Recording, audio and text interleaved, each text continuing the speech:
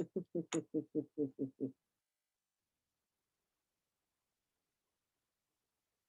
I was gonna say people are coming in, right? Hey, hey.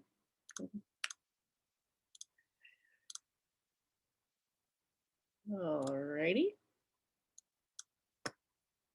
Let me share my screen.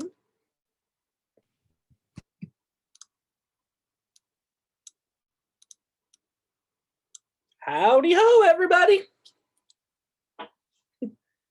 I'll wait for a few more people to log on. I know that when I first started, people kind of trickle in for a moment or two due to internet connections and stuff. So I'll wait a few seconds before I jump in, and then we will get started with what we're talking about today.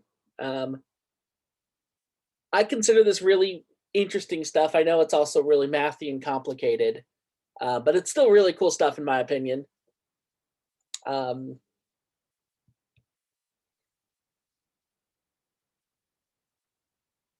Wait a few more seconds and then I will get us started, paste the link, and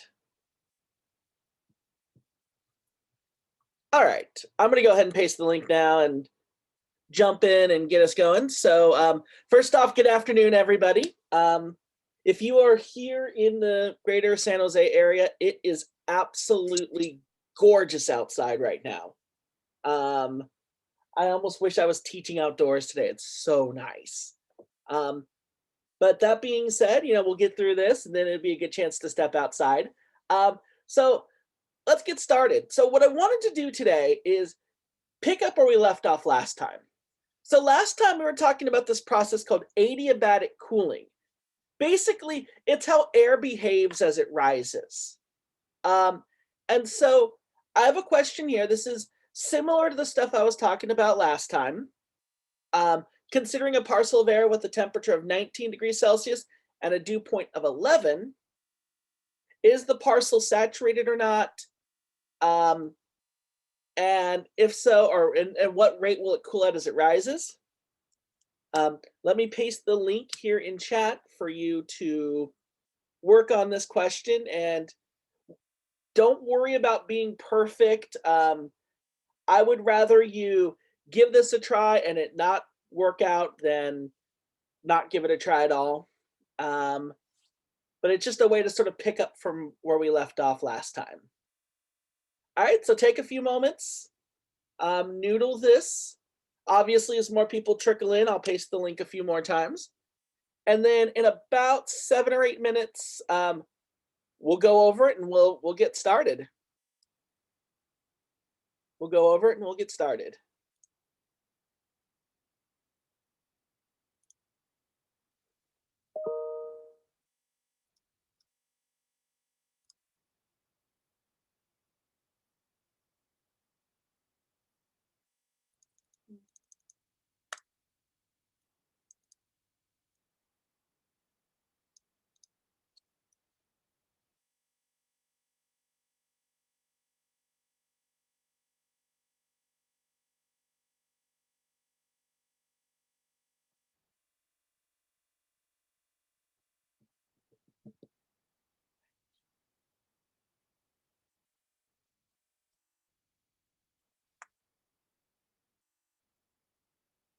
Okay, looks like a few more people have logged on, so I will paste that link again. Happy to do it. And then as people start to respond, I'll take a look and see what people are saying.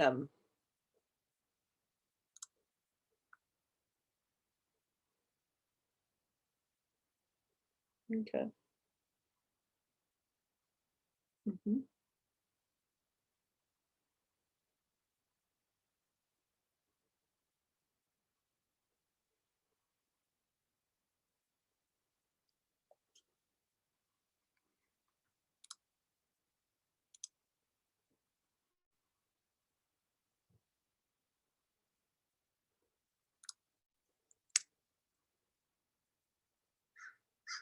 All right, it looks like a few more people have responded.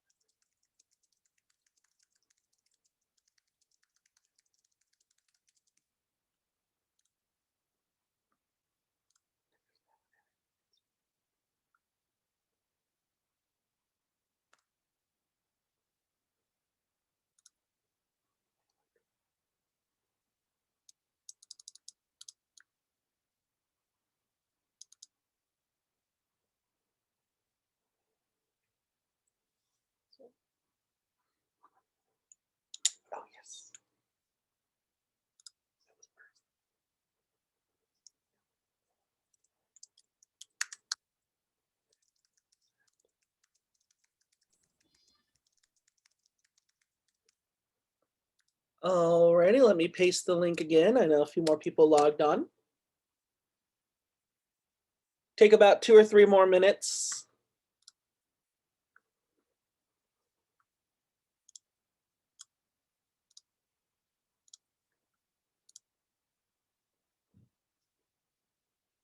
Mhm.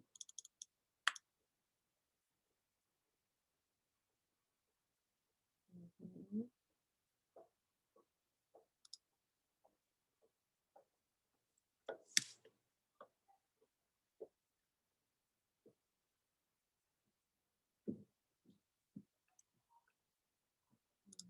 Okay.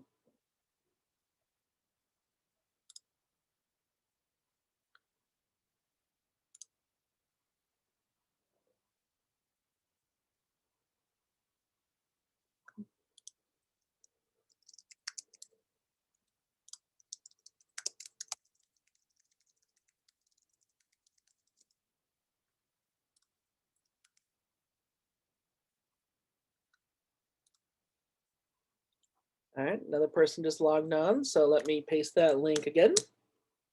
Take about 2 more minutes. It looked like a lot of people had already responded.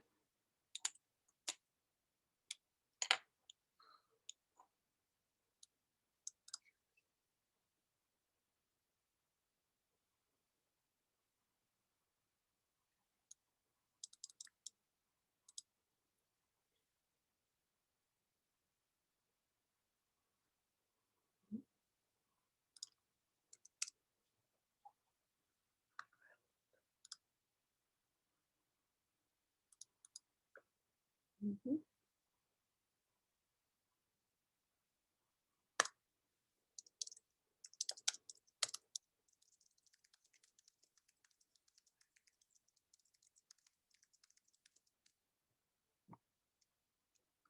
All right, 1 more minute, and we'll get started.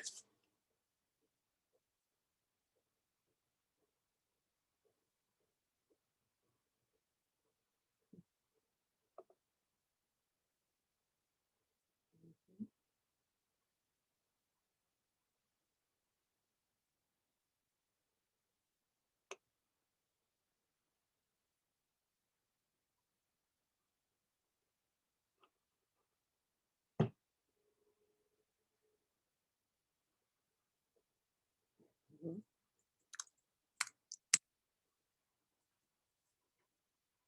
Alrighty.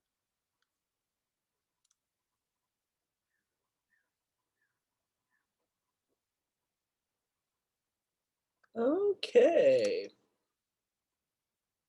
If you're still working on this, that is totally fine, but let's actually go over it.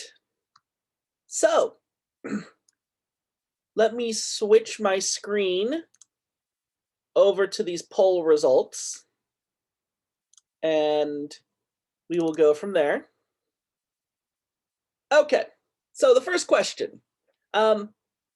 Suppose you have a parcel of air with a temperature of 19 Celsius and a dew point of 11. Is it saturated or not?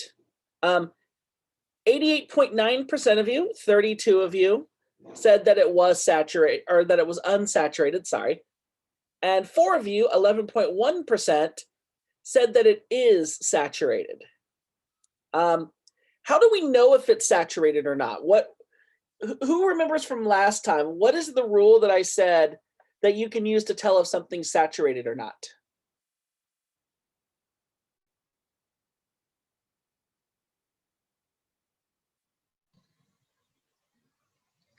When the dew point is below the air temperature, it's unsaturated. So when temperature is greater than dew point, unsaturated. When temperature is equal to dew point, it is saturated. For the purpose of this class, we're not going to talk about instances where the temperature is greater than, or where the dew point is greater than the temperature. That's a situation known as supersaturation. It's a little bit beyond the scope of this course. But just note, temperatures greater than dew point, unsaturated. Temperatures less than dew point, saturated. So in this case, yeah, the air is unsaturated. Okay, what rate would the parcel cool as it rises? If you remember last time, we talked about two adiabatic lapse rates. There was the dry adiabatic lapse rate and the moist adiabatic lapse rate. We use the dry rate for unsaturated parcels and the moist rate for saturated parcels. And as 71.8 of you, or 71.8% of you, 28 of you recalled, the dry adiabatic lapse rate is 10 degrees Celsius per every 1,000 meters. So when the parcel is unsaturated, that's the rate that it's cooling at, 10 degrees Celsius per every 1,000 meters. If it was saturated, it would be 6 per every 1,000 meters. All right. What rate would the dew point cool to as it rises? Now remember, the dew point is doing its own thing. So the temperature is doing one thing, the dew point's doing another. So you have to determine these independently of each other. You have to do them side by side. The dew point, due to pressure changes, same reason why you need to cook food for longer at higher elevations, the dew point temperature lowers as you go up in height. When the atmosphere is unsaturated, it lowers at a rate of 2 degrees per every 1,000 meters. When the atmosphere becomes saturated, water's condensing and raining out of the parcel. And so at that point, the dew point cools at the same rate as the parcel's air temperature cools. So as 2/3 of you indicated, which is correct, the dew point cools by 2 degrees Celsius per every 1,000 meters. Now suppose we allow the air parcel to rise to 1,000 meters. Will it be saturated or not? So 30 of you said that it would become saturated. 11 of you said that it wouldn't. Well, let's actually figure that out. So let me go back to my PowerPoint. And let's do it. So there are actually two different ways that you can do this. There is an equation that you can use if you're comfortable using equations. I found when I start throwing out the equation, a lot of people look like deer in the headlights. So the way I usually do it is I draw a picture. And here's how you do it. So first, let me draw my surface down, yeah. That's 0 meters. Here's my little parcel of air with a temperature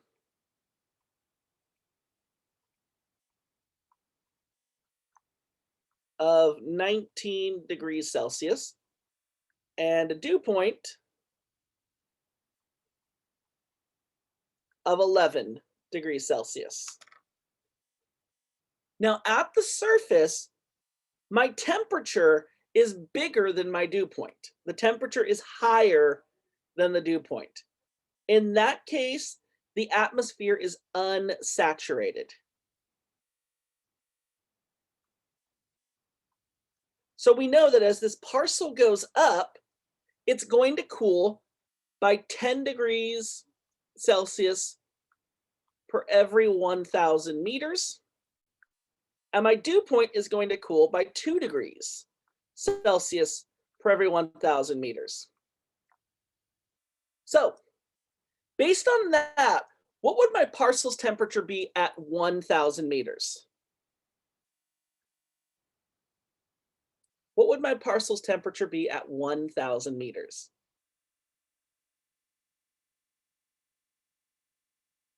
Seeing some of the usual suspects typing in chat. Seeing a few more people type in chat. Loving the answer so far. Yeah. My parcel, a little bit bigger due to expansion, has a temperature of 9 degrees Celsius. What about my dew point?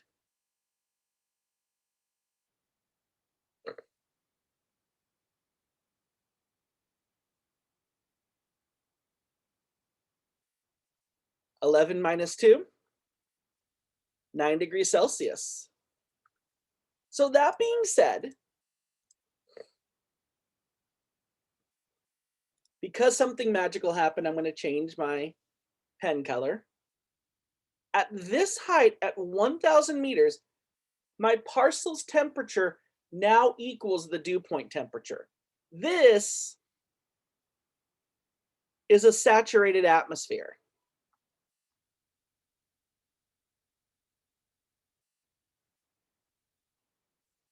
So let's hear, somebody asked me, can you explain how that is?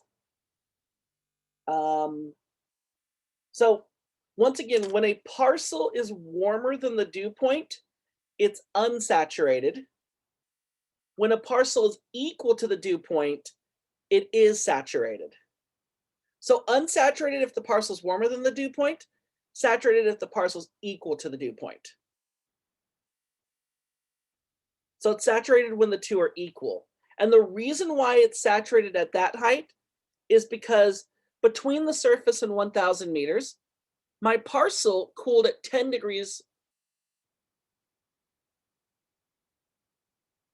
Okay, so how do we know how much to subtract, like the 10 and the 2? Good question. So here's how you know how much to subtract.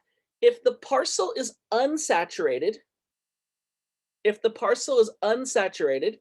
you cool at 10 degrees Celsius per every 1,000 meters. If it is saturated, you cool at 6 per every 1,000 meters. So for our parcel, if unsaturated, you would cool at 10 per every 1,000 meters. That was our dry adiabatic lapse rate from last time. And if it's saturated, it cools at 6 degrees per every 1,000 meters. Meanwhile, for our dew point, if you remember from last time, for our dew point, if the air is unsaturated, it cools at 2 degrees Celsius per every 1,000 meters. And if saturated, it cools at 6 degrees Celsius per every 1,000 meters. Okay, so I've had 2 people direct message me. Either one of you, does this kind of help? If not, please follow up with questions. Please, please, please ask questions. So that's supersaturation. We're not going to talk about that. When the parcel temperature is lower than the dew point, what actually happens in that case is any excess moisture immediately condenses out. And so the dew point would very quickly drop right back down to the temperature. So, for the purpose of this, the parcel's either going to be warmer than the dew point or equal to the dew point. Good question. And this takes a little while to get, so if you're still struggling with this, that's okay. That's okay. Exactly. So we're only working with greater or equal, not less. For the purpose of this, we're only working for temperature that is greater than the dew point or equal to the dew point. We're not going to worry about temperature when it's less than the dew point.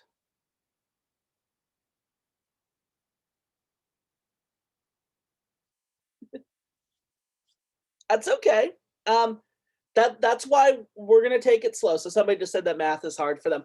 And once again, let me just assure you all, just so none of you like drop the class in math, this is the mathiest that it gets. This is the mathiest that it gets in this class. You get through this, everything else from here on out is pretty much all qualitative. So this is the mathiest that it gets in this class. So this is the mathiest that it gets in the class. Okay. So now we're at 1,000 meters. Our parcel's temperature is 9. Our dew point temperature is 9. So now the parcel is saturated.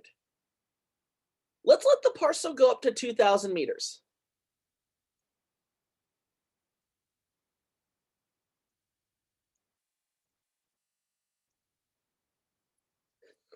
Let's let the parcel go up to 2,000 meters.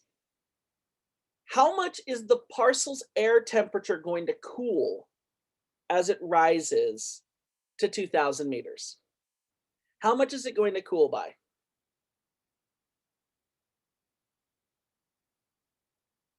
So remember, the parcel is now saturated. So we no longer use the dry adiabatic rate. That's done. We now switch to the moist rate. So once the parcel becomes saturated, we switch to the moist rate. Beforehand, when it was unsaturated, we were using 10. Now we're using 6 because the parcel is now saturated.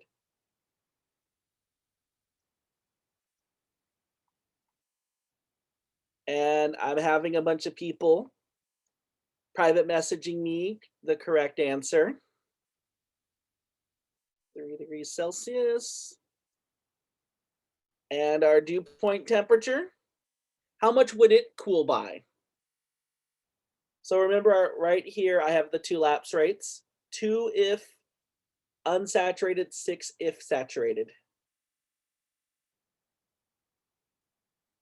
So it would also cool by 6 per every 1,000 meters.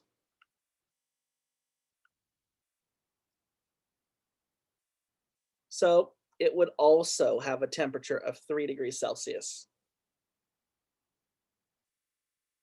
All right, just for the heck of it, just to make sure that I really have this drilled in.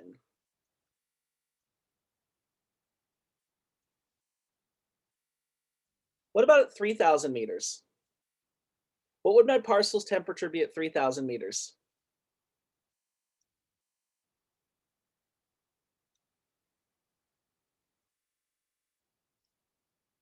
It would go into the negatives.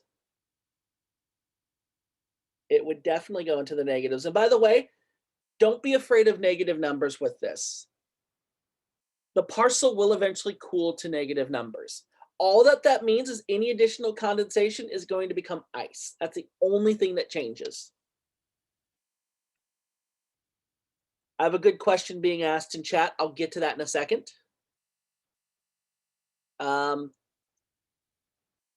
So for our parcel, it cools by 10 if dry, 6 if moist.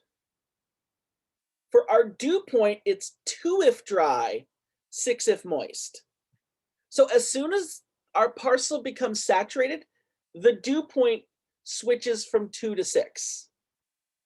So for the air temperature, you switch you switch from 10 to 6. For the dew point, you switch to 2 and 6. Or you switch from 2 to 6, sorry.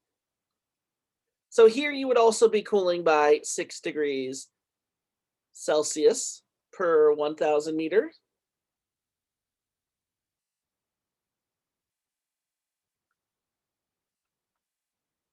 And so you would also have a temperature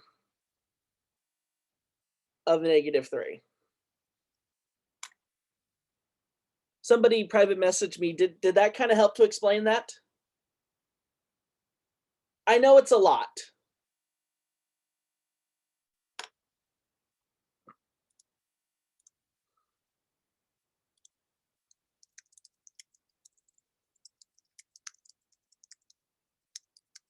All right. So when a parcel is unsaturated, that means that the temperature is greater than the dew point. The temperature will cool by 10. The dew point will cool by 2. So that's when the parcel is unsaturated. That's when the temperature is greater than the dew point. At some point, you're going to get to a height where the temperature and the dew point are equal to each other. When that happens, you just switch. You switch from 10 to 6 for the parcel's temperature and from 2 to 6 for the dew point temperature. You switch from 10 to 6 for the parcel temperature, 2 to 6 for the dew point temperature. Now let me give you a little spoiler alert. As long as the parcel continues to rise, both the temperature and the dew point will continue to cool at the same rate. So for the remainder of this parcel's ascent, it's going to keep cooling at the same rate. The air is going to continue to stay saturated. The air is going to continue to stay saturated. If you've ever seen a really tall cumulonimbus cloud, a really, really tall cumulonimbus cloud, that was an atmosphere where the air just kept rising, kept rising, and kept rising. And as it was rising, it was condensing. And so you get this really large cloud. So when a parcel cools to the dew point, so just a quick review on these two things. A parcel of air cools adiabatically if it rises. If unsaturated, it cools at 10 degrees per every 1,000 meters. And I'll actually just put here in parentheses, dew point cools by 2 by 1,000 meters. And if saturated, both the temperature and the dew point cool by 6.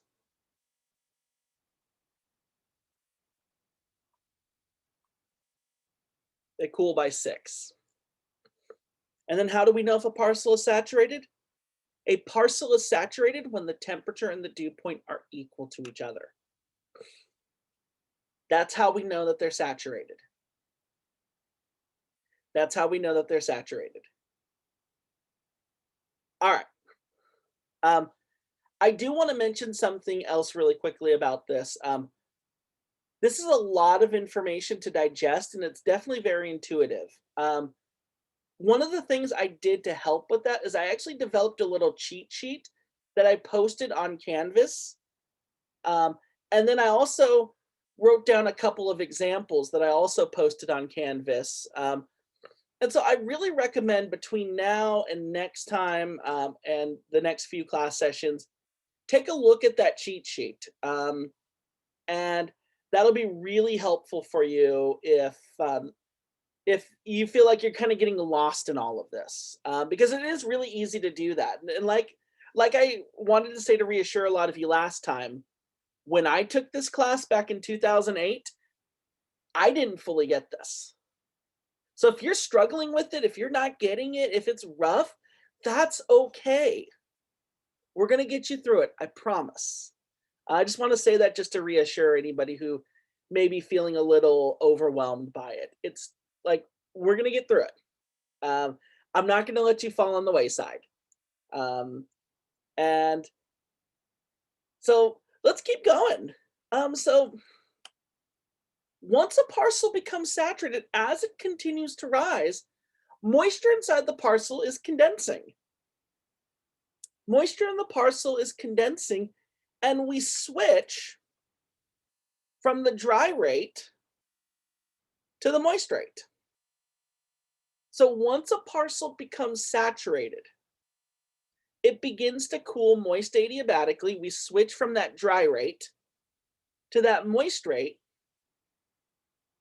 And pretty much from that place where the parcel becomes saturated, for the remainder of the parcel's ascent, it is saturated.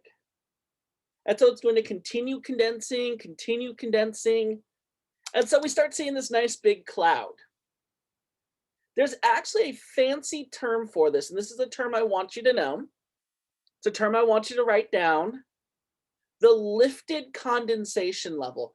The height at which a parcel becomes saturated is the lifted condensation level. The lifted condensation level. So for our previous exercise, for our warm-up question, the height at which the parcel became saturated, that was 1,000 meters, that was the lifted condensation level. At that height, our parcel cooled to the dew point. So that's what's called the lifted condensation level. That is the level that once a parcel is lifted to that level, it condenses, hence the term lifted condensation level. Lifted condensation level. Now, here's the cool thing. If you actually wanted to go outside right now and figure out the lifted condensation level of the atmosphere, you don't have to do all the lapse rates and calculations and stuff like that. Literally, find a cloud, any cloud, look for the base of the cloud, the bottom of the cloud. That right there, that base is the lifted condensation level. And if you actually take a look at just this image of these beautiful clouds, I just took this from the recommended textbook. If you notice, it seems like the base of those clouds are kind of flat, and it's pretty much the same for all of the clouds. It looks like a flat sheet almost. And that is because that is the height where the parcels that are rising begin to condense. So the base of a cloud is the lifted condensation level. So I'm looking outside right now. There's like a little cloud out there. It's just a little poofy stratocumulus cloud, just like a tiny little cloud. Actually, it's probably more like cumulus fractus. And the base of that cloud is the lifted condensation level. So that's how you find the lifted condensation level. So exactly. So even if they're round or fluffy, it's the bottom of the cloud. Yep. Good question. Awesome question. So yeah, so next time you go out, I mean, if you're feeling nerdy and you see a cloud and you find the base, like, there's the LCL. Terrence told me that. Yes, yes. I do too. They say meteorologists love looking at clouds. Guilty. Okay, so this is all well and good for air that rises. Nice. So this is all well and good for air that rises, but what happens when air sinks? Well, here's the thing. As a parcel of air is rising and it's cooling and it's condensing, the moisture that is condensed is now no longer a part of the parcel. That is the one exception to the Las Vegas rule. Once something changes phase, it goes from being a gas to being a liquid, or from being a gas to being a solid, it is no longer a part of the parcel. It is left behind as the parcel continues to rise. As the parcel begins to sink, that moisture that was lost does not actually return. So what actually happens immediately, the moment the parcel begins to sink, it immediately begins to warm, dry adiabatically. So the moment a parcel begins to sink, it's warming by 10 degrees per every 1,000 meters. So now the parcel's sinking, and therefore it's warming. So as it was rising, it was cooling. Now as it's sinking, it's warming. And it's warming dry adiabatically, or once again by 10 degrees Celsius per every 1,000 meters. And then the dew point is warming by 2 degrees Celsius per every 1,000 meters. And again, the reason why this happens is the moment the parcel begins to sink, it doesn't get the moisture it lost back. So the moment it begins to warm, it very quickly becomes warmer than the dew point, and boom, unsaturated again. This is really important in understanding why a place like San Jose is much drier than Santa Cruz. Last time I talked about it qualitatively, I said air that goes up dries out, and then by the time it comes down the other side, it's dry. This is why. Because as the air is rising, it's condensing, it's cooling and condensing moist adiabatically. Its dew point is dropping 6, 6, 6, 6. But the moment it begins to sink, it only increases by 2. It doesn't get any of that moisture it lost back. So by the time it comes on the other side of the mountain, it's really dry. It's really dry. Let's do an example of this really quickly. So let's say I have a parcel of air. This time, it's at 3,000 meters. This time it's at 3,000 meters. And it has a temperature of 2 degrees Celsius and a dew point of 2 degrees Celsius. So let me just write temperature down there, dew point over there. At 3,000 meters, it's saturated. But the moment it sinks, I mean, even if it sinks an inch, the moment it sinks, it becomes unsaturated. Oops, sorry. The moment it begins to sink, it becomes unsaturated. So as it's sinking, our parcel is going to warm by 10 degrees Celsius for every 1,000 meters. So what would our parcel's temperature be at 2,000 meters?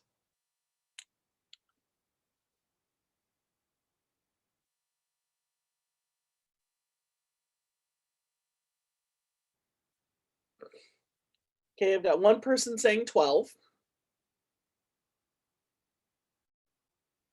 Okay, got another person saying 12 who private messaged me. Somebody agrees. Why 12?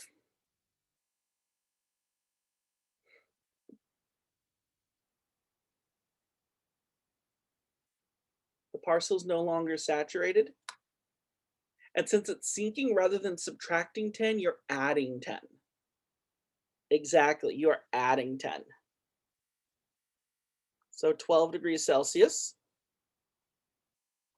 What about our dew point?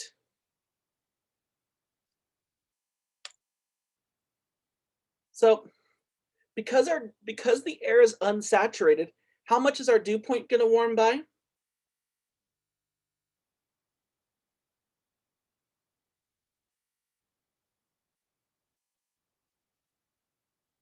It's going to warm by 2.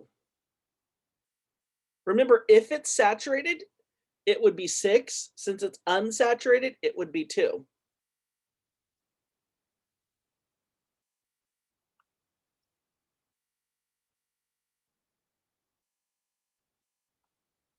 So what would my dew point be at 2,000 meters?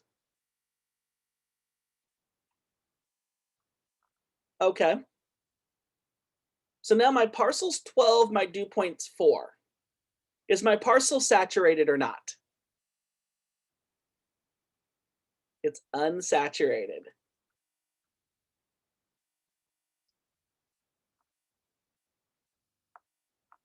It's unsaturated. So we're going to keep going by 10 as we sink. So what would my parcels, what would my parcel be at 1,000 meters?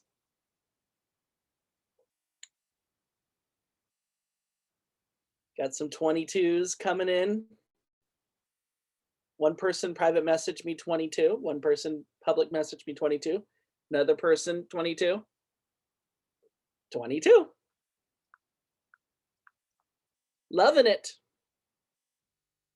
What about our dew point? What would it be at 1,000 meters?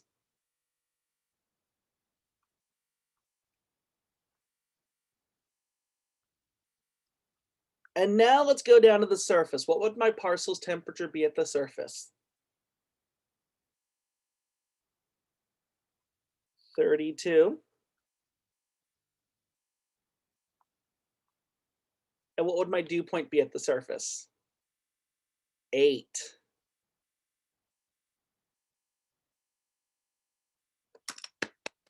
Yes. Yes. Nice, nice, nice. Yep. Well, you're kicking butt. You're kicking butt. And if you're still wrestling with this, that's okay. Please, please don't give up. Um, could we do a saturated example? So when a parcel sinks, the moment it begins to sink, it immediately becomes unsaturated. So a sinking parcel will always be unsaturated as it sinks. It'll always be unsaturated as it sinks. And the reason why not, I can actually write up here, saturated, oops, but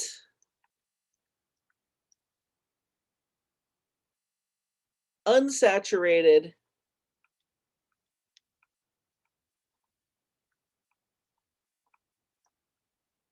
as it sinks. And again, the reason why it's unsaturated as it sinks, the moment it begins to sink, it's warming up. And very, very quickly, as it's warming up, it quickly becomes warmer than the dew point. Because that air that condensed out doesn't suddenly return.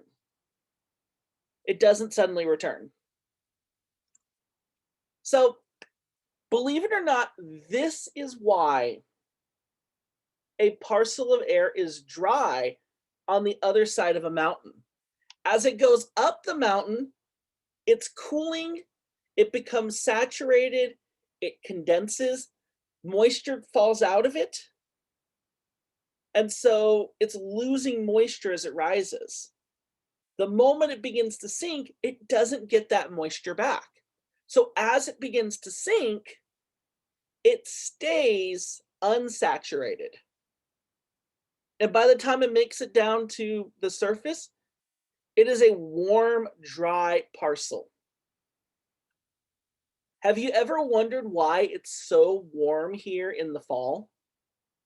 You ever notice we get most of our rain, or we get most of our fires, we get most of our warm, windy, Santa Ana wind-like weather in the fall?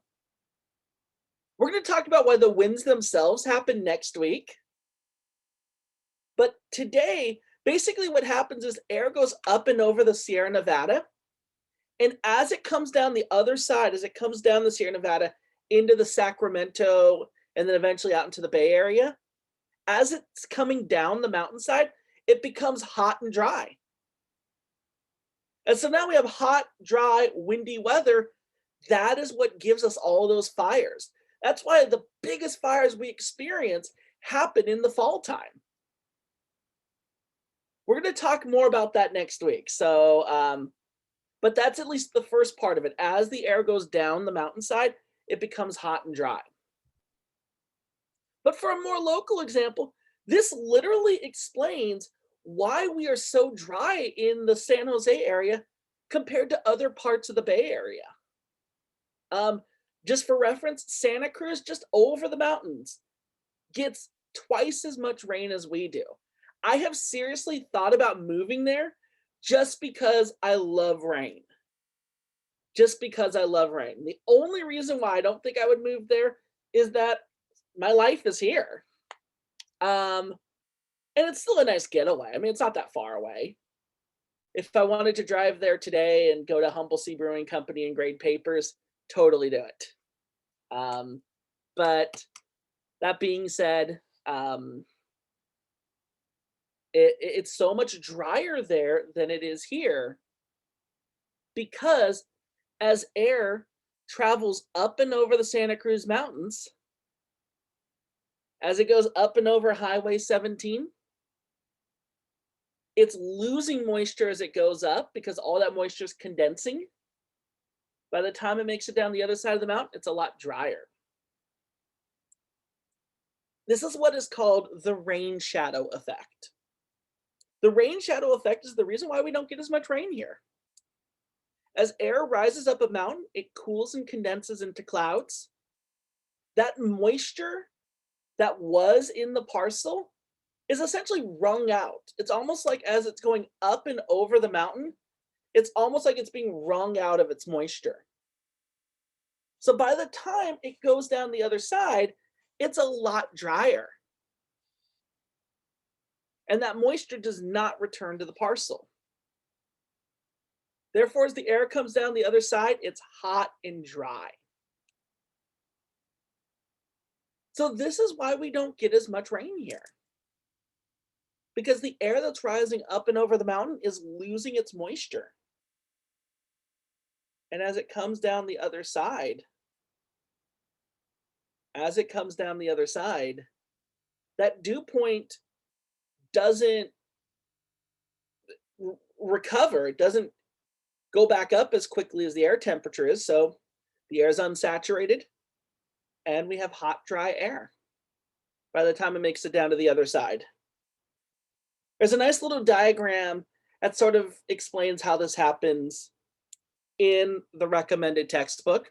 So let's say we have a parcel of air with a temperature of 20 degrees and a dew point of 12. Down here, it's unsaturated.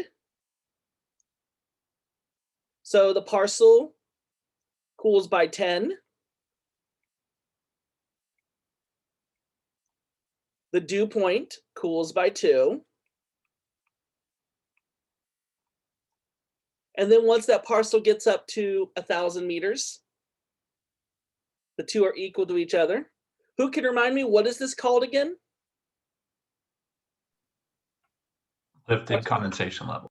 The lifted condensation level. This right here is the LCL, the lifted condensation level. As the parcel continues to rise, the temperature and the dew point are cooling at the same rate. Then eventually it reaches the top of the mountain.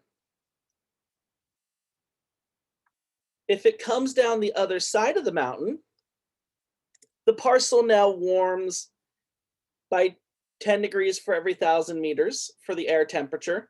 The dew point increases only by 2 per every 1,000 meters.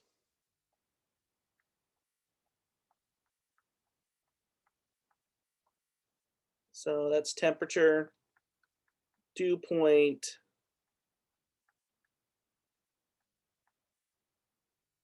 And if you notice, by the time the parcel reaches back down to sea level, back down to the surface, it's actually warmer than it was on the other side of the mountain. And because it has a lower dew point, it's drier.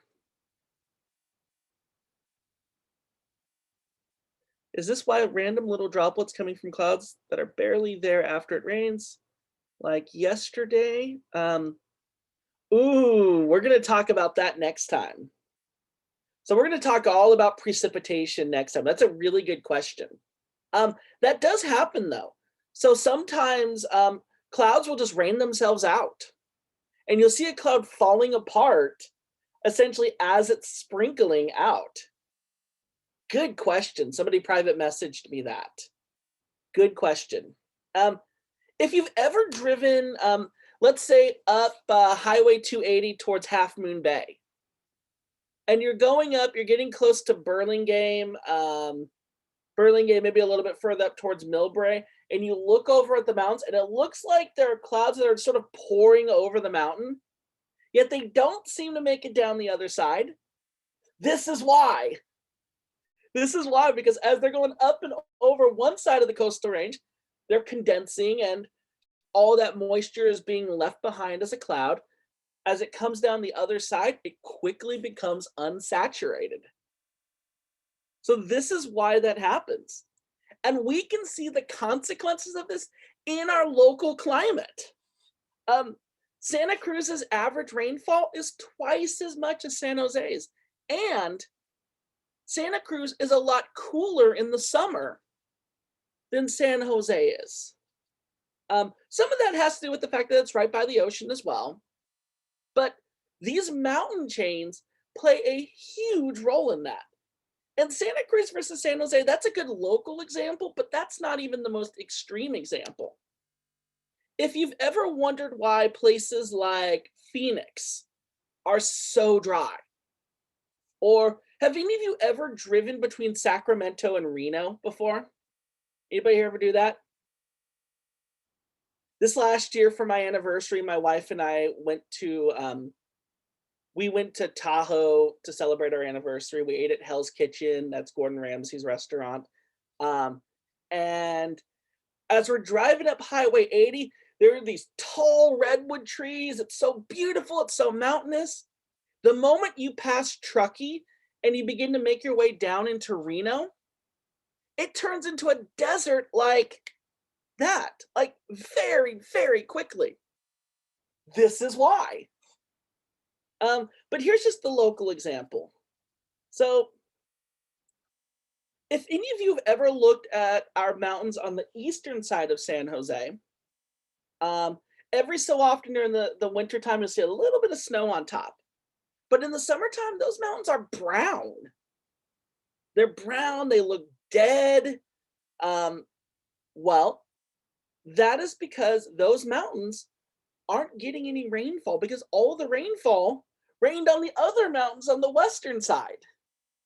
Have any of you ever driven up? I mean, I assume a lot of you have driven up Highway 17. Have any of you ever driven along Highway 35 before? Skyline Boulevard? If you haven't, homework assignment, go do it. It's beautiful. It is a nice ride. Well, this is Highway 35. Highway 35 is very wooded, it's very foresty, lots of really tall redwood trees. It's gorgeous. It looks so much more lush compared to Highway 130 on the east side of San Jose. This is on the west side of San Jose, and it is a lot wetter there. And it's because of the rain shadow effect. It's because of the rain shadow effect. All right, so up to this point, I have basically just been saying, assume the air rises, let the air rise. But why does air rise? What allows air to rise? Do we know if air is able to rise or not? We're going to talk about that after the break. So, if you haven't had a chance yet to do the warm-up question, I will paste it right here. It's 1:23 right now. Let's take a break till 1:35. Good chance to get up, stretch, take a bio break if necessary. I can hang around for a moment if anybody has any quick questions. And we'll continue on. And don't worry, we're going to continue working with this as well. All right, so let's take our break. See you all at 1:35.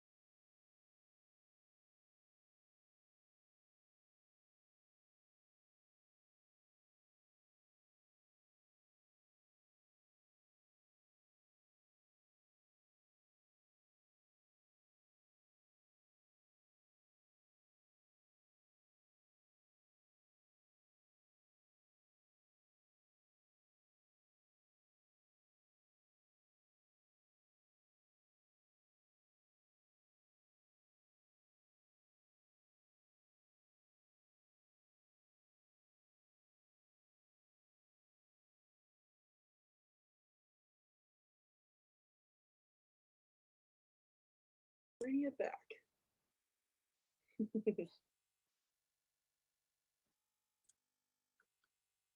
All right, everybody, let's bring it back real quick. Kind of a weird view that you're getting right now from my camera, but it'll all make sense in a second. So what we're going to talk about for the remainder of class today is what allows air to rise in the atmosphere. But before we do that, let's do a slight thought experiment. And I know the answer here is kind of duh, but humor me, it's still worth it. So let's say I have a ball, like this little white ping pong ball right here. I place it on top of this bowl, and it's there, it's at rest. And then I flick it in any direction. What is it going to do?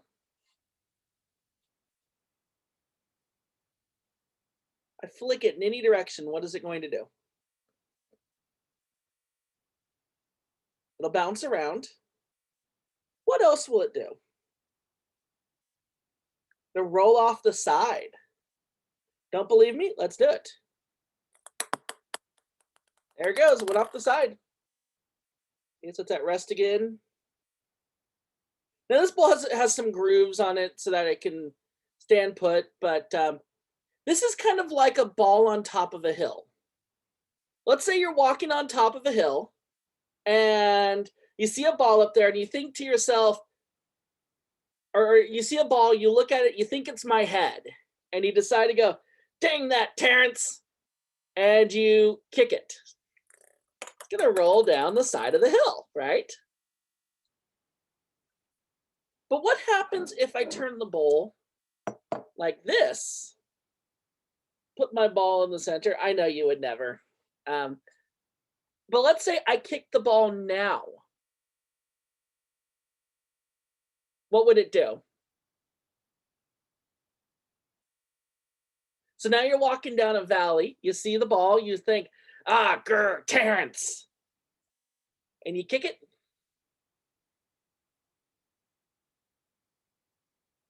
It goes up the side, but then it goes back down.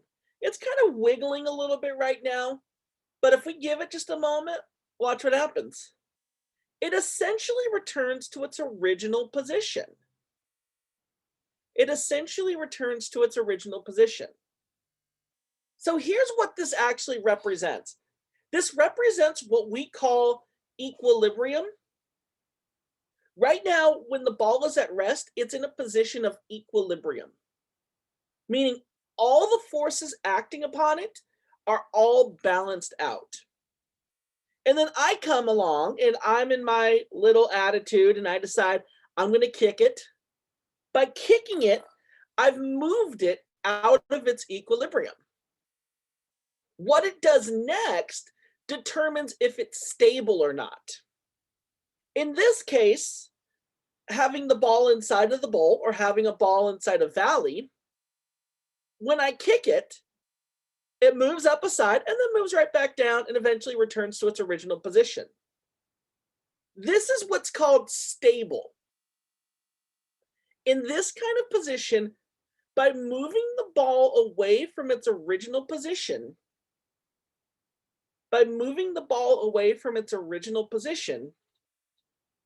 I have moved it out of its equilibrium, I've disturbed it from its equilibrium, but then it just returned right back to it. That is stable equilibrium.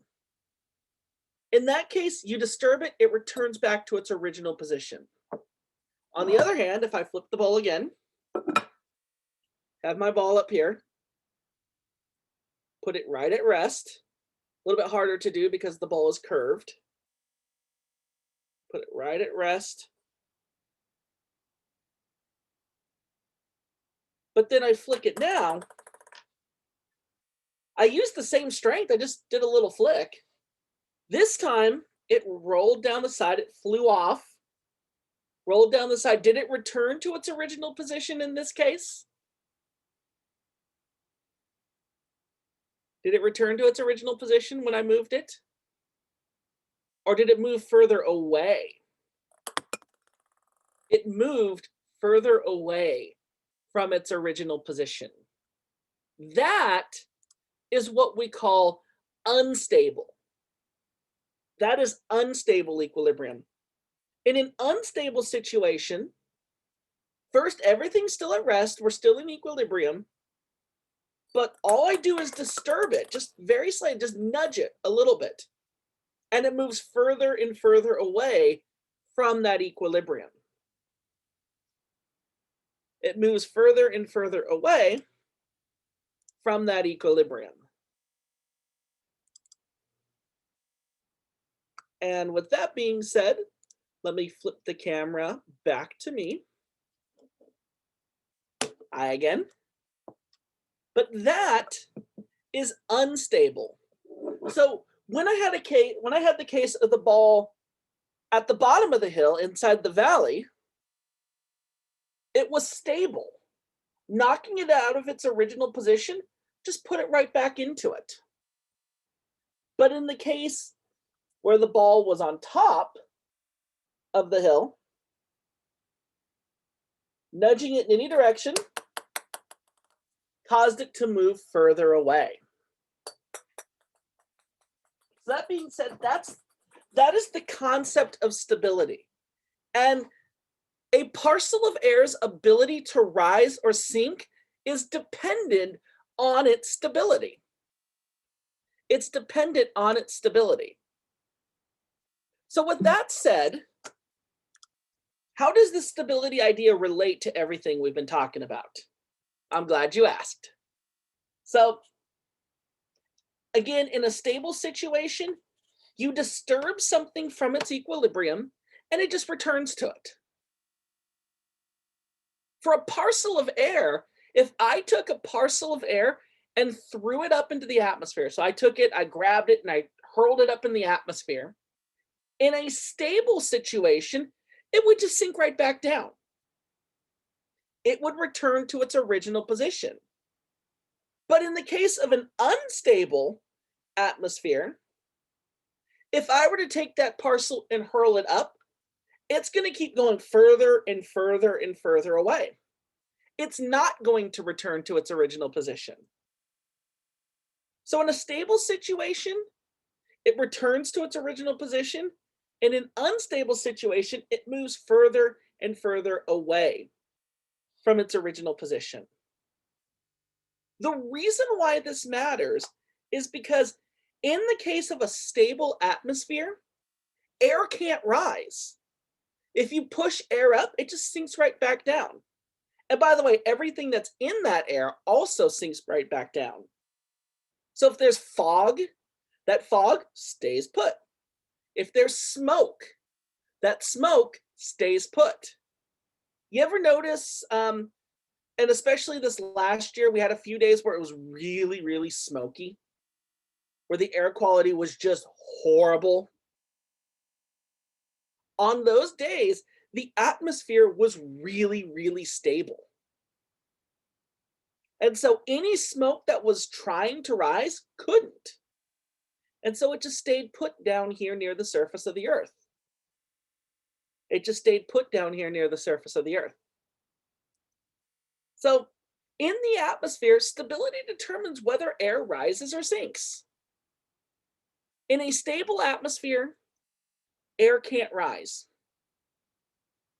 In an unstable atmosphere, air can rise. So when the atmosphere is unstable, any smoke or anything like that can mix out and it can dilute out and we're good to go. But when the atmosphere is very, very stable, smog can stay in place, smoke can stay in place, all kinds of nasty things can stay in place. Kind of makes you think, wouldn't I want an unstable atmosphere? Well, here's the problem with an unstable atmosphere. In an unstable atmosphere, you now have air rising rapidly, cooling and condensing. You get really tall cumulonimbus clouds. Really, really tall cumulonimbus clouds. Cumulonimbus clouds cause thunderstorms. Thunderstorms can create tornadoes. Some of the most severe weather on Earth stems from unstable atmospheres. So there's a little bit of a damned if you do, damned if you don't. If it's stable, you're gonna have a lot of pollution. If it's unstable and the conditions are right, you're gonna have a lot of severe weather. But all of that said, here's how stability is figured out. I think you've heard these phrases before. Warm air rises, cold air sinks. Right? I've mentioned that before when talking about convection. You have air that's warm and it rises, air that's cold sinks. But what actually determines if air is warm or cold? When I say air is warm, what does that mean? I don't know about all of you. I'm a built person. Like I'm a big built person. Like I come from a family of big built people. They all work manual labor jobs. I went for a desk job, so I won't go there. But we're all big built people. And I'm somebody who, to me, a temperature of 70 is hot to me. For other people, a temperature of 70 is like wear a sweater. So what actually determines if air is warm or cold? Yes, the temperature of the air, but compared to what? We actually have to have an objective definition. Well, here's what it is. We are going to compare the temperature of a parcel of air to its surroundings. And that determines if the parcel is able to rise or not. But let me show you the consequences really quickly. In a stable atmosphere, look at all this stuff right here. All of this haze, this smog. This is Silicon Valley.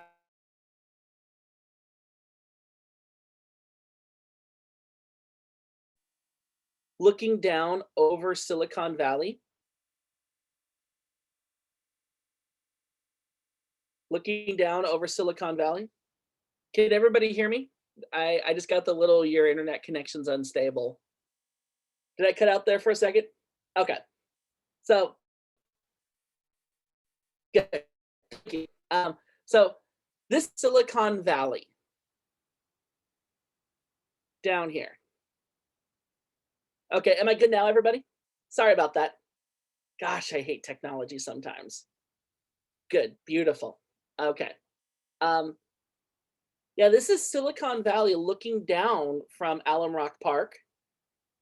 And in a stable atmosphere, all this crap stays trapped near the surface of the earth. That is a stable atmosphere. Any air that tries to rise ends up just fanning outward.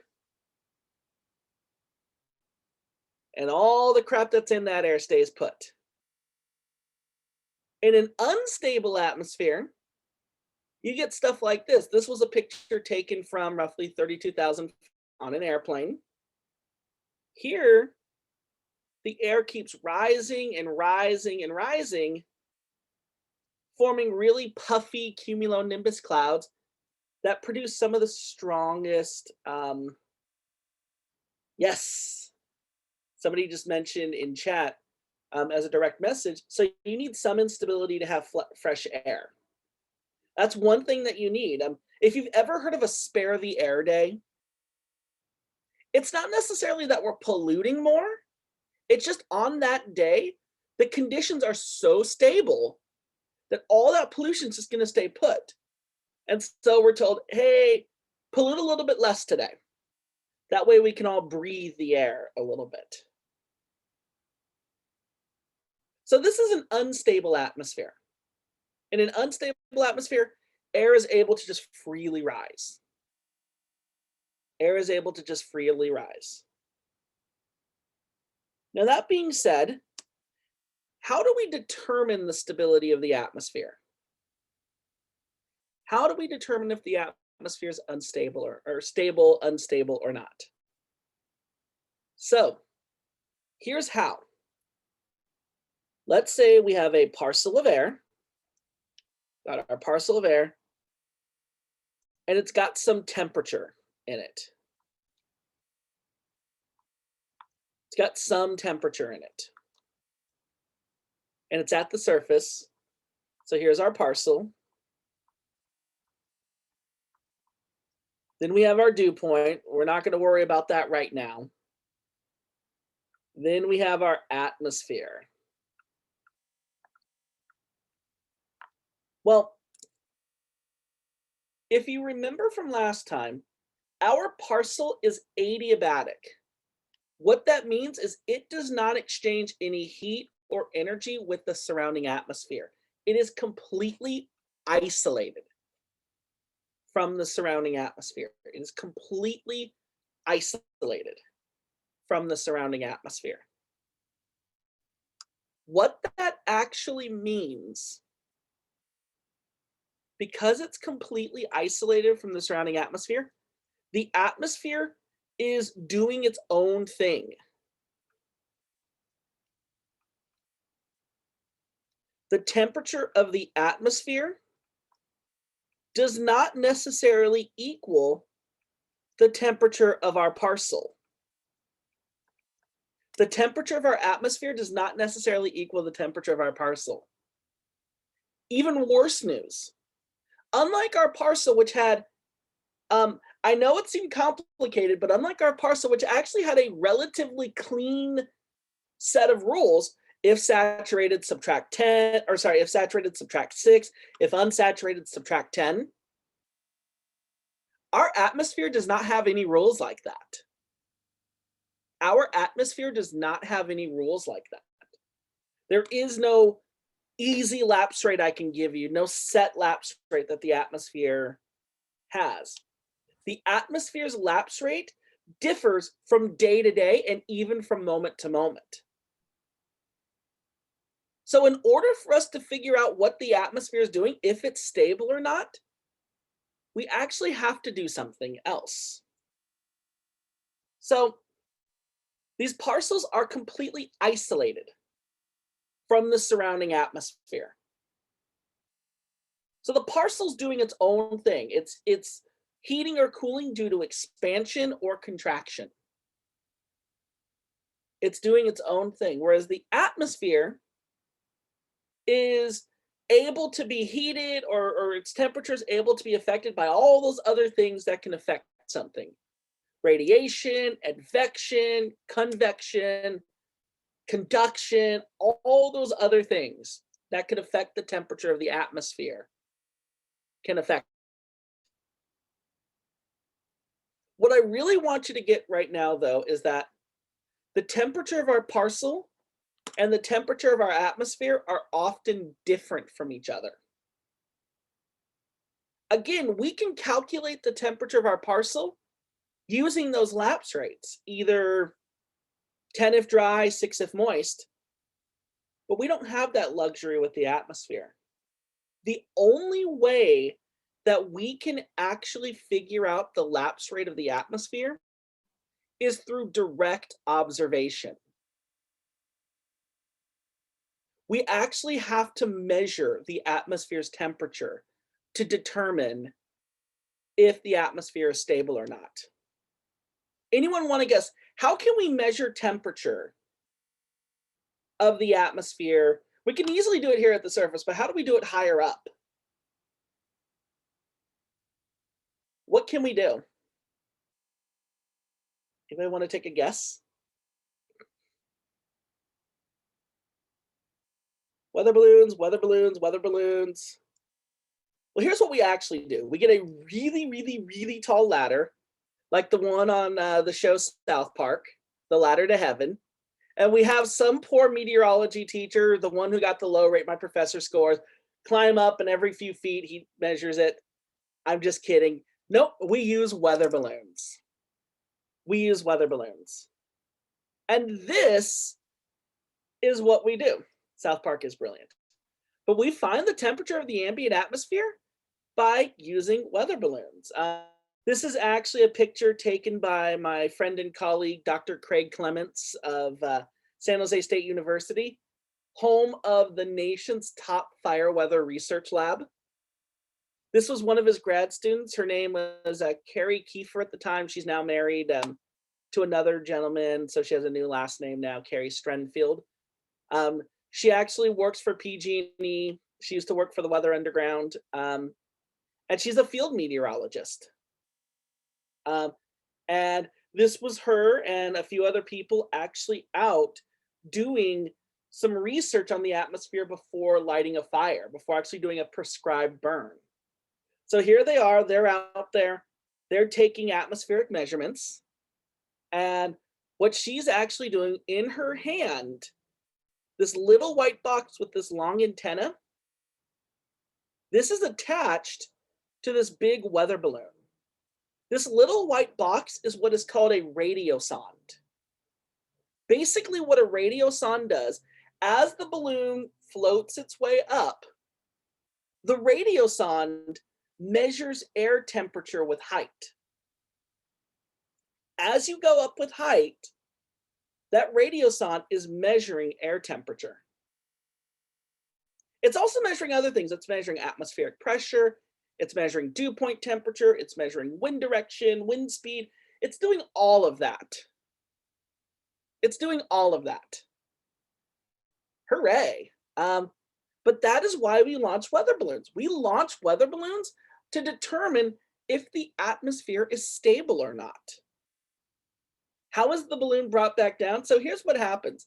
As that balloon rises, it expands, it expands, it expands, it expands, and finally, pop, it pops at some point. Attached to that little radiosonde is a little parachute. So as it is sinking, that parachute opens up and it just so softly floats down. Once that little thing reaches the bottom, once it gets back down to the surface of the earth, attached to it is an envelope and a set of instructions basically saying, this is a weather instrument, if found, send to this place or that place. Do people actually send them back? No. Most people keep them. It'd be a cool conversation piece. If a weather balloon fell on my car, I would totally hold on to it. I would totally hold on to it. So scientists write these off. They're not considered salvageable. If you do get it back, you can actually redeploy it. But most people, they usually land in farms but yeah, most people who get them hold on to them, their conversation pieces. I would love to end up getting one, having it in my office. But yeah, that's how we measure the temperature. And once we do that, we plot that data on this thing called a sounding. This is a graph plotted on a sounding. And this is actually what's called a skew T log P. Those of you, I know there's a few people in this room right now who are in my lab class. Anybody remember the name of the diagram that we plot temperature on? What's the name of that diagram? That is a Stuve diagram. That is a Stuve diagram. Yes. Awesome, awesome. Yeah, that's a Stuve diagram. This one is skewed to where the temperature axis is actually skewed a little bit. You don't have to worry about that. That just makes it a little more compact. This is the kind of stuff that a meteorology major would be working with. Those of you who take my lab class, it's a little bit simpler than this. So I'll never give you anything that complicated in this class. I mean, a Stuve diagram is the most complicated thing you would see, and mostly in my lab class. Here's the cool thing though. With a Stuve diagram, you can actually determine the stability of the atmosphere visually. And again, those of you who are in my lab class are going to be doing that in this most recent module. You'll actually be looking at the stability of the atmosphere visually, and you'll find that it's a lot easier to do than doing the calculations. Okay, so that being said, let's do a little poll here. I have a poll here on Zoom. if this does not show up in a moment, you can type your answers in chat. But let's say I go out and I launch a weather balloon, and the weather balloon tells me that the atmosphere, this is not a parcel, this is the atmosphere, has a temperature of 15 degrees Celsius and a lapse rate of 7 per every 1,000 meters. What is the atmosphere's temperature at 1,000 meters, 2,000 meters, 3,000 meters, and 4,000 meters? Let me launch the poll. I'll give you a few minutes to work on it. And then let's see what people say. So it starts with 15 at the surface. And then again, for every 1,000 meters you go up, you would subtract 7.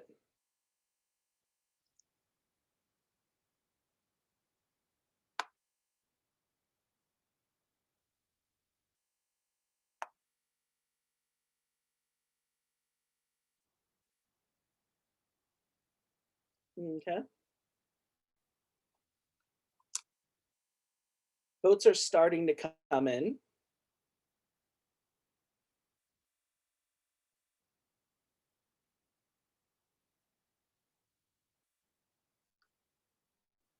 I will wait another 2 minutes, but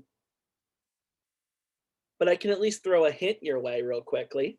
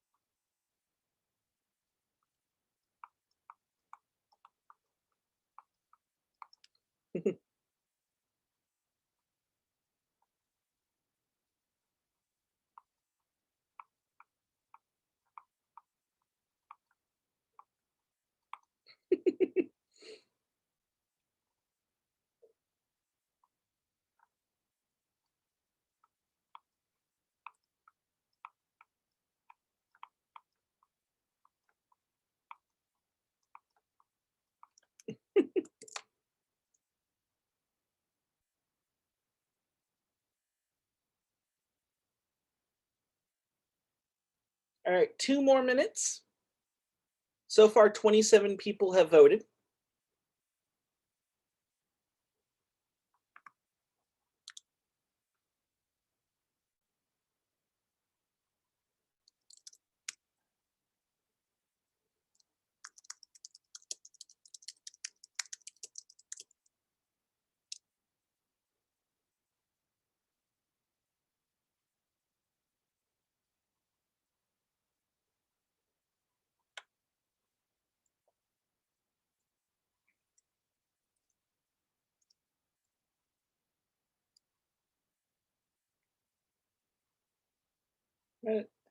Looks like almost everybody's voted.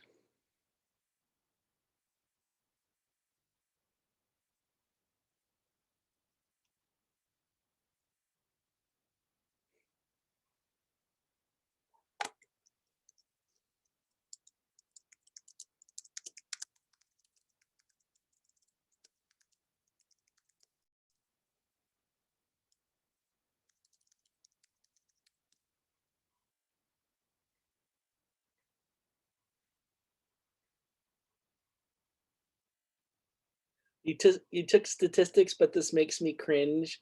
I don't know why numbers freak me out. They freak out a lot of people. And I think part of it is I think the math teachers sometimes are very, very intimidating. I ended up majoring in math, and I'll tell you right now, like the further you get into it, the better it gets. But yeah, for me, it's trauma.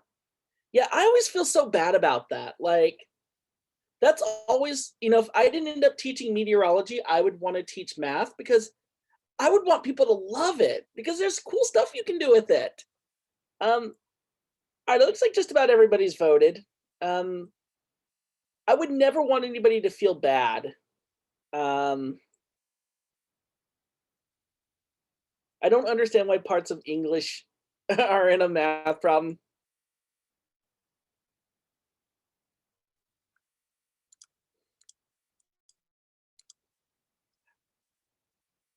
Alrighty, let's take a look and see what people said.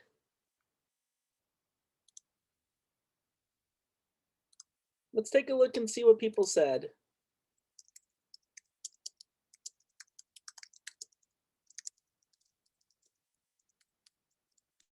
Here we go. Sorry about that. So, and by the way, just to address something somebody sent me in chat, if you get this wrong, you are not dumb. I just want to really stress that. They were talking about a teacher that they once had, not me, but don't ever feel that way. It just means that we got to get you there, and that's okay. So for 1,000 meters, 15 minus 7. So remember, the lapse rate is 7 per every 1,000 meters. We're subtracting 7 per every 1,000 meters. Why? Because that's what the data from the weather balloon is telling us to do. And 15 minus 7 equals 8. And 88% of you, 30 of you, said 8. The other 4 of you, don't sweat. That's what this is about. Okay, there's no lost points here or anything like that. So that's the temperature at 1,000.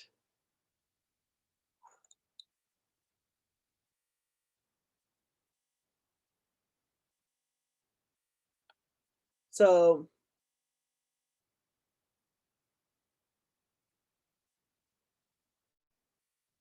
okay, and then for 2,000 meters, 8 minus 7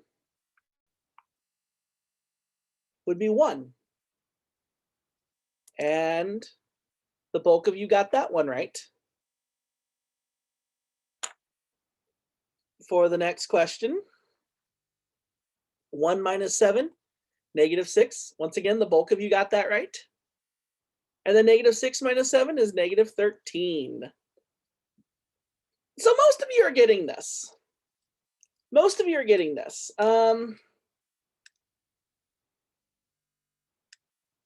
So let's see here. When we do the dew point, it's positive going up and negative going down. Wait, when you do the dew point, you're subtracting as it goes up. The dew point's lapse rate is subtracting as you go up. And then as you go down, you're adding. Oh yeah, no problem. Please ask questions. But I do really want to stress that this is for the ambient atmosphere. This is not for the parcel. This lapse rate will change depending on what day it is or even what time of day it is. That's why we launch weather balloons. So that's why we launch weather balloons. Now, once we get this data, though, it tells us one of 3 things about the atmosphere. And here's what those one of 3 things are. If the atmosphere is cooler than the parcel, in this case, the parcel is warmer than the surrounding atmosphere, the parcel is able to rise. We call that buoyant. This is why hot air balloons are able to rise. On the other hand, if the parcel's at the same temperature as the surrounding atmosphere, it stays put. If the parcel is cooler than the surrounding atmosphere, it sinks. So warmer than the surrounding atmosphere, it rises. Same temperature as the surrounding atmosphere, it stays put. Cooler than the surrounding atmosphere, it sinks. Cooler than the surrounding atmosphere, it sinks. And so we call this buoyancy. When a parcel is warmer than its surroundings, that means it's less dense than its surroundings. So it's able to rise. Kind of like an ice cube. An ice cube is less dense than the surrounding water, so it rises. Yes, so hot air balloons are easier to manage on a cooler day. Absolutely. When it's cooler outside, hot air balloons can rise faster and you can heat them up quicker. That is a great question. Thank you for asking. All right. So that being said, let's do another poll really quickly. Will the parcel rise? I have 5 different scenarios. I give you a temperature of the parcel and a temperature of the atmosphere. And let me open up this poll. Oh, stop sharing. Sorry about that. Forgot to turn that off. Okay. Take a few moments and determine if the parcel will rise or sink in each of these conditions. If it will rise or sink in each of these conditions. So in this first scenario, the parcel has a temperature of 9 and an atmosphere of 10. Second condition, parcel has a temperature of 35, atmosphere has a temperature of 40.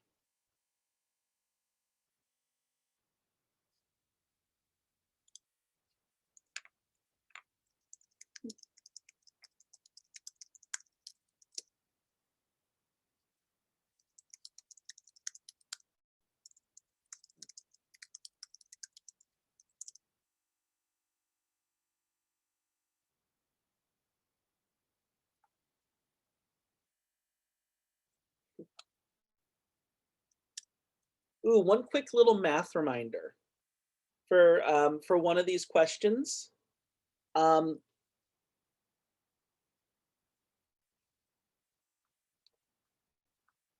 smaller the negative number is, the greater it is. So for example, -3 is greater than -4. -3 is greater than -4. I thought I'd just say that because I was looking at one of the polls, and I think that the negatives were throwing people off a little bit. The negatives are throwing people off a little bit. -3 is greater than -4. So the smaller the negative number, the greater it is.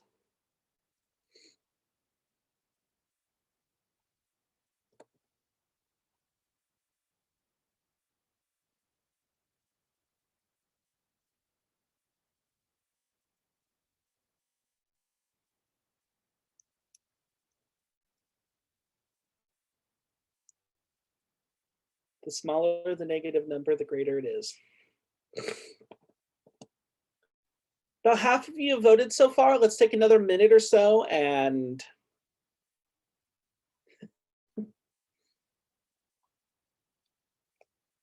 Zoom teaching is really exhausting at times, but one thing I'll say I love about Zoom teaching is being able to ask polls, because this is so much better than using an iClicker. iClickers are expensive, they're annoying. I stopped having students buy them because of how pricey they were. So this is a nice alternative. All right, so 26 of you have responded so far. I'd like to see a few more votes before I stop. So in this case, we're not worried at all about the dew point. Here, we're just comparing the temperature to the atmosphere. So we're not even looking at the dew point here. This is just temperature and atmosphere to determine if a parcel can rise or sink.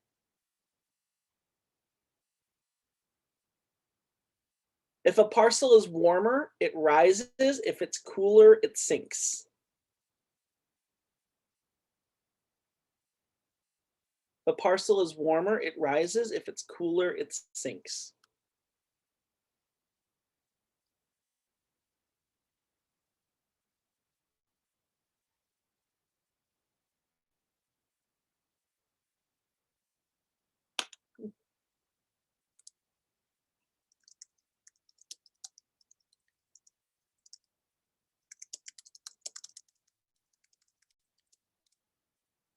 All right, 15 more seconds.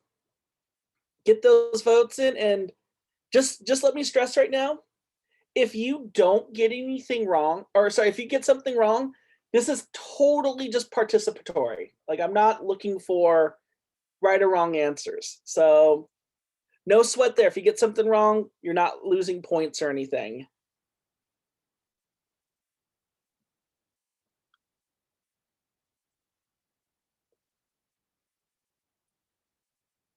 All right. So a few more seconds and then I'm going to stop. What's fun is actually teaching Math 1A, Calc 1, is actually on my bucket list. The reason why is because I failed it when I took it, the first time I took it. And so to me, like, I want to help students get through it. So let me share the results real quick and let's talk about them. So the first one, our parcel has a temperature of 9 and an atmosphere with a temperature of 10. In this case, which of the two is warmer?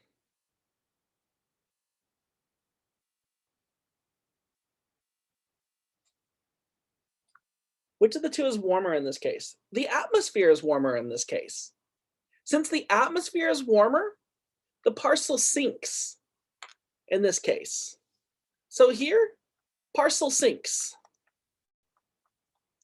Why? Because the parcel's cooler than the atmosphere.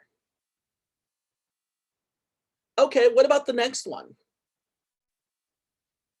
In the next one, 76% of you said it would sink. 24% said it would rise. It would also sink. Why? Because once again, the parcel's cooler than the atmosphere.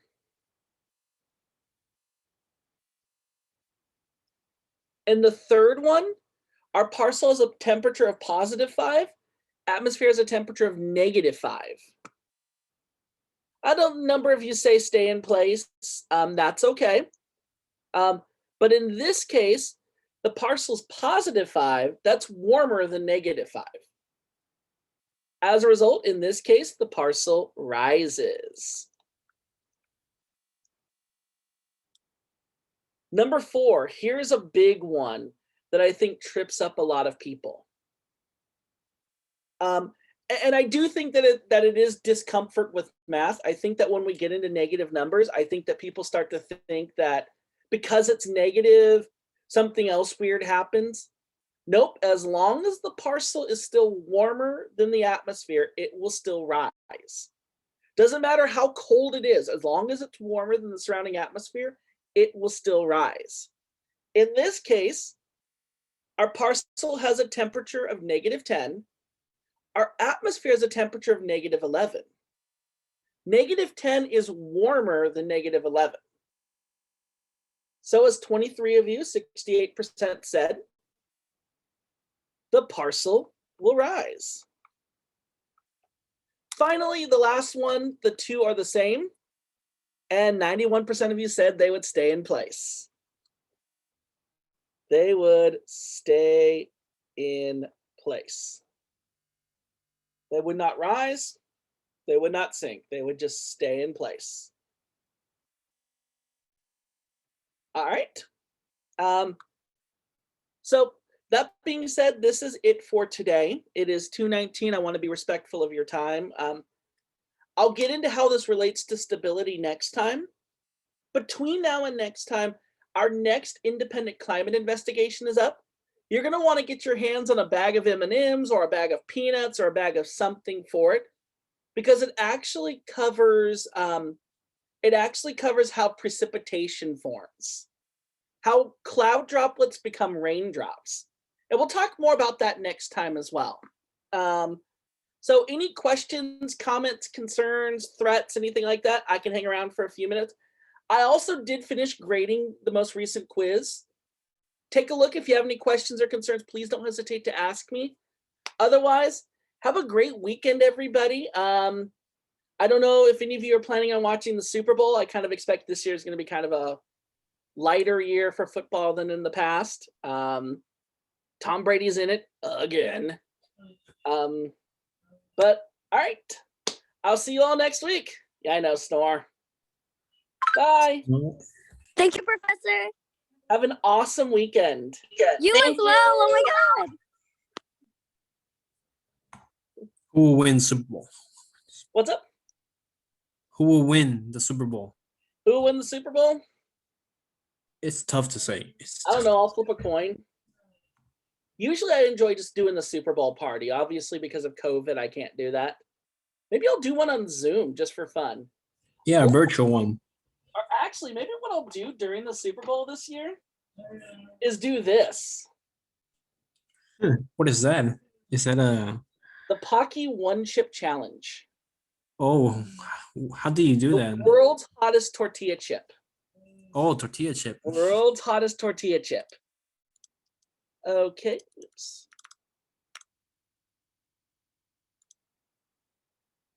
Okay, really quickly. All right. Have a good weekend, Professor. You too. See you Monday. See you Monday. Take care. See you on Monday. Okay. Give me 1 second. I'm answering another question real quickly. All right. So how can I help? You can just private message me your question.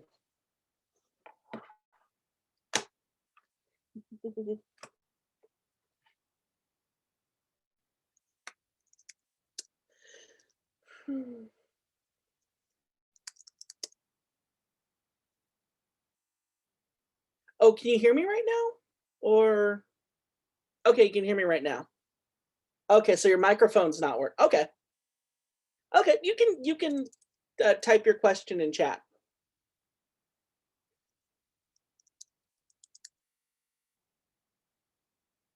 A week from Monday.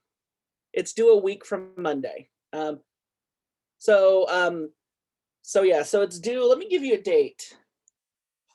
It's due February 15th. It's due February 15th. And oh, wait, oh, okay. Somebody else is asking about, okay, so for the picture assignment, the one where you're taking pictures of the clouds, that's due February 15th. And then for the independent weather investigation that just opened up, that's due next week. Since I didn't get to everything I wanted to get to today, I'll actually make it due next Wednesday.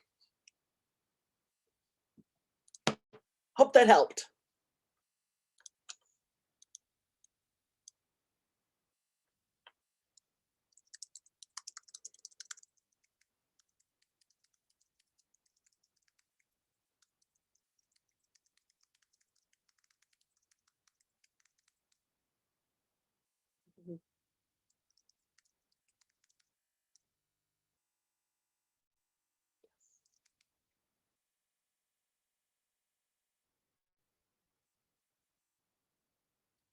Yeah, so the cloud assignment and the independent weather investigation are two different assignments.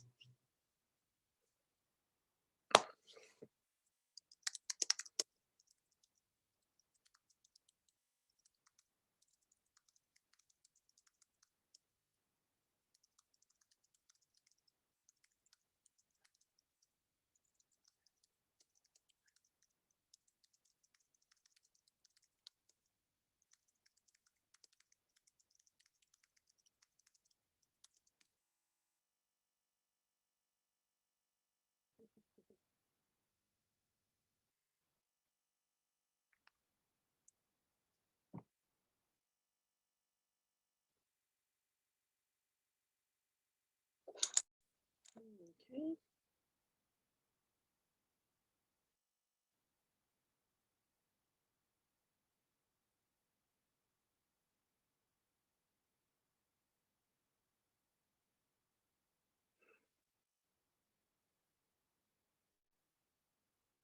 Yes, exactly. So the homework is due on the 15th. The investigation is due on the 10th.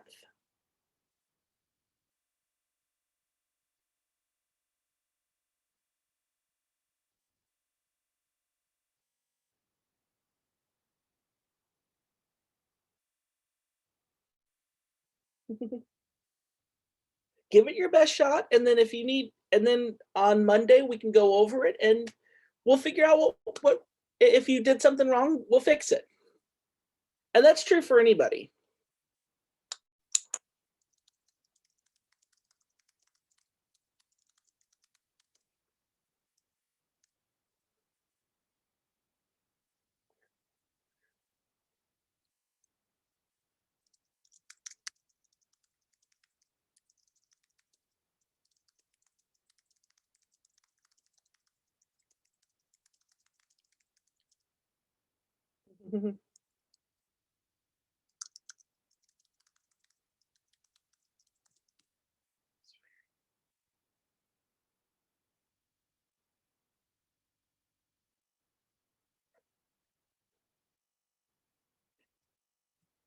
Okay, it's just me and you now. Yeah.